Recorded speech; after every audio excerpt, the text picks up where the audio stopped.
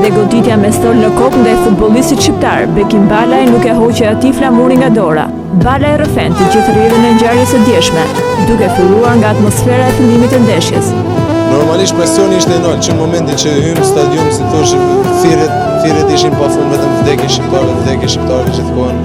Më tej, flamuri shqiptar u shfaq në një moment të papritur, por çfarë donin të bënin futbollistët me flamurin para se situata të agravohej? Në momentin që ulën flamurin, mendom që doja të rrezonin në arbitrave ose doja do vazhdonte normalisht, po me irritimin e turmës në stadium dhe edhe futbollistat nuk reaguan mirë, si thosh, deshin shkruajnë flamurin dhe normalisht si shqiptar e kishin për detyrë të reagojnë. Gjatë rrëfimit të tij, futbollisti kombëtar shqiptare deklaron se dhe policia serbe ka ushtruar dhunë mbi ta.